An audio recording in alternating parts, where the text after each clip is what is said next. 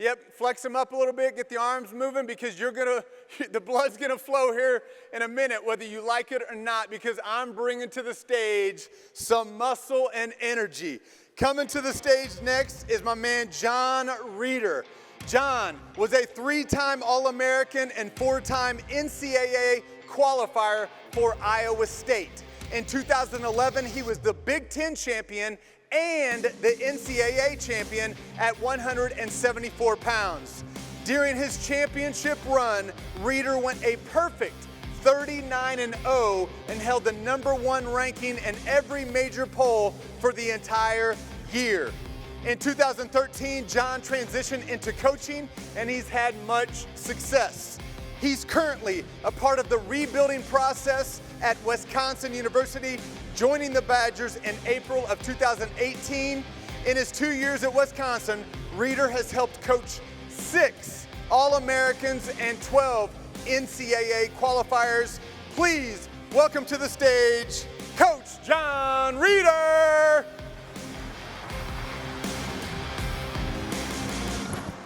I'm gonna need a lot more juice when you say my name. Everybody give it up for Jon Reader!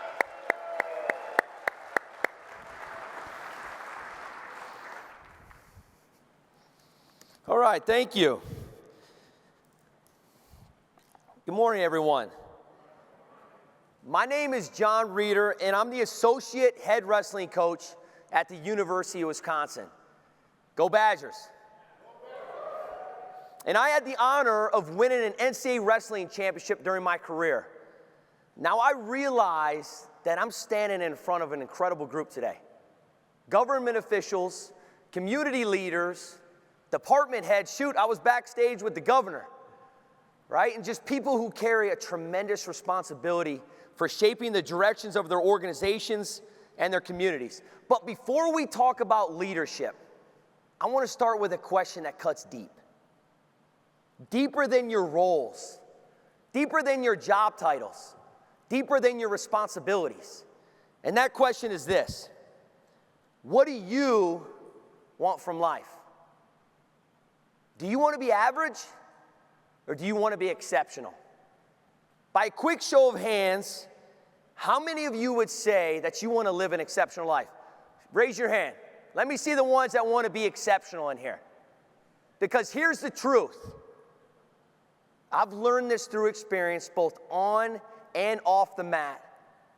Nothing great ever comes easy. And that truth, it leads me to the very first principle that I want to share with you today. Do hard things.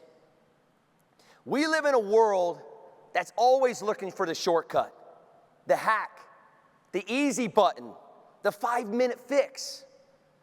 But here's the uncomfortable truth. Hard things, they build strong people. Doing hard things, it's not punishment, it's preparation. During that 2011 season, my junior year of college, I went into the NCAA Wrestling Championships, already a 2-time All-American. That season, I was projected to finish top 3 in my weight class.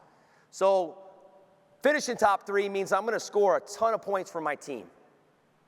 My team, we were positioned to win a national title. We were in the driver's seat. And I lost. First round. I let myself down. I let my team down. And when the dust settled, our team, we finished second. But remind you, those points that I left on the table, we would have become national champions for the first time in over 50 years. Not only an incredible accomplishment for the university, not only an incredible accomplishment for our wrestling program, but for every one of those young men that I stood with shoulder to shoulder and walked every single step with in our journey to become the absolute best team in the country. And let me tell you, failure, it doesn't just hurt on the mat. I remember walking out of the arena that night, and the fans who were just cheering for me, they turned their backs on me. Some wouldn't even look at me in the eye. They just turned away and shook their heads. I even heard whispers from wives of coaches on my very own staff saying I cost their husbands massive financial bonus checks for not winning that national championship. I get it. Those bonus checks, they were meant to send their kids and their families on vacations. I get it. I get it. That is the kind of pain that cuts deep. That is the way to failure when the whole world sees you fall. But here's what I learned. Those same people, those same fans who once cheered for me, they were the very first ones who wanted to jump in line when I went 39-0 and won a national championship and was a finalist for the Heisman Trophy of college wrestling the very next year. And that's when it hit me. The world is going to try to beat you down. The world is going to try to define you by your worst moment. But the truth is, you are defined by how you rise after it. That moment taught me, setbacks don't define you. How you respond to them does. I want you to repeat this after me right now. Everybody in the room, repeat this after me. Setbacks don't define me. One more time, louder. And that is when doing the hard things is incredibly important. As leaders, you know this better than anyone. Hard decisions, those hard conversations, those hard phone calls, those are the moments that shape your team. Those are the moments that shape your department, your community. If you take the easy road, if you cut the corner, your people, they will suffer. But if you lean in and you do the hard things, you prepare them and you prepare yourself for what's next. Number 2, be consistent. Now let's be honest. Anybody can be motivated for a day. Shoot, anybody can be disciplined for a week. But champions show up when it's boring. Champions show up when nobody is watching. Champions show up especially on the days they don't feel like doing it. Because as you know, motivation, it will come and it will go. Some of you wake up and you're on fire. You're ready to go. Other days, the tank is on empty. Nothing. And that is where consistency becomes your secret weapon. You do not rise to the level of your goals. You fall to the level of your preparation. During that 2011 championship run, for me, it wasn't the big moments under the lights that made me a champion. It was the thousands of small decisions that nobody saw. It was showing up to practice when I was absolutely exhausted. It was sticking to my nutrition plan when I wanted to give in. It was doing the extra sprints when all my teammates had stopped. That consistency, that promise I made to myself, that willingness to do whatever it took to win, that was the difference.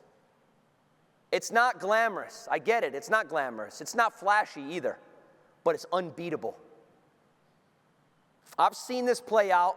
I've been at Wisconsin now for a little over 8 years. I've seen this play out with my own athletes year after year after year. Some kids, they come in as natural stars, incredible raw talent, raw ability. But the ones who truly end up breaking through, the ones who at the end of the day really, really reach their full potential, they're not always the most gifted. They're the ones who show up every single day. In fact, I recently just coached an athlete in the last couple of years who wasn't the strongest. He wasn't the fastest and absolutely was not the most naturally skilled. But this guy made a decision.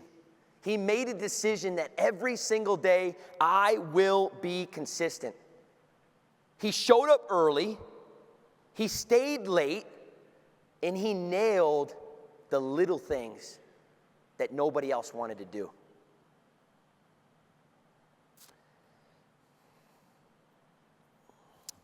And for him, it wasn't the talent that carried him there. This guy, year one, nothing flashy. I don't even think he was a 500 record. Year two, his head was down. He still believed in the process. He still believed in his leadership. And by year three, people started to notice that gap. That gap was now becoming smaller. And by year four, the guys who were once dominating him, he was now beating them to become an All-American for the rest of his life. A top 8 finish in the country. Something that he'll go to the rest of his life on his resume. An All-American. For him, it wasn't the talent. It was consistency. I want you to raise your hand right now if you've ever done something on a day where you absolutely did not feel like doing it, but you did it anyways. You pushed through, and when you were done, you were so proud that you pushed through. Show me the hands. That is the power of consistency. Your people, they don't need you to be perfect. They need you to be predictable. They need to know that they can count on you when things are hard, when things are boring, when things are uncertain. Consistency, it truly is the glue that builds trust in leadership. Number 3, let's talk about something that separates the good from the great. Getting your edge. Every single day, you are in a silent competition. Sometimes it's absolutely against someone else, but most of the time, the majority of the time, it's against that voice in your head saying, take it easy. Take your foot off the gas. You've done enough. You did enough on Monday. I don't have to do it on Tuesday. And you have got to win that battle every single day. So what does an edge look like? It's one more rep when your body says quit. It's reading 10 more minutes when everyone else is scrolling. It's showing up early, it's staying late, and it's refusing to coast. It's refusing to stop until the job is done. When I won a national championship, it wasn't the talent that carried me. It was every extra rep. It was every extra drill. It was every choice to go further when my mind said, stop, you've done enough. It's okay to be done. In fact, let me dive a little bit deeper into my mindset, and I truly believe this was a differentiator for me. It's something that separated me from the very best guys in the country, and I was training to beat the best guys. After practice, when all my teammates had stopped, I'd close my eyes, and I'd visualize my opponents. I'd picture him walking out of the room. I'd picture him getting into the shower. I'd picture him getting into his car, and I'd say to myself, he's done, I'm not. So I'd stay on the mat for 15 more minutes. 15 more minutes of work. 15 more minutes of sweat, of pushing past that voice that said, quit. And I'd remind myself every time, that guy, he's done. 15 more minutes, keep stacking it on. That is my edge. Now here's the thing. Your edge, it doesn't have to be hours more. It truly is not about grinding yourself into the ground. It's about a small but very consistent choice. 15 more minutes, one more rep, one more call, one more moment of courage. That is how you separate yourself. And here's the best part. Over time, that 1% extra it compounds until suddenly you're not just better than your opponent. You're not just better than you were. You're unrecognizable. That is your edge. I want you to repeat this after me. 1% more. Again, I got to have it a lot louder. For you as leaders, your edge, it might not be 15 more minutes on the wrestling mat, but maybe it's 15 more minutes of listening to a team member, or one more phone call to a partner, or one more ounce of courage when the easy choice was to be silent. That is what sets uncommon leaders apart. So, get a piece of paper out right now. Get a piece of a pen. I want you to write this down right now. You're going home with this today. Here is my challenge to all of you in the room today. Number one, do the hard things. Not because it's easy, but because it's right. Number two, be consistent, especially on the days you don't feel like it.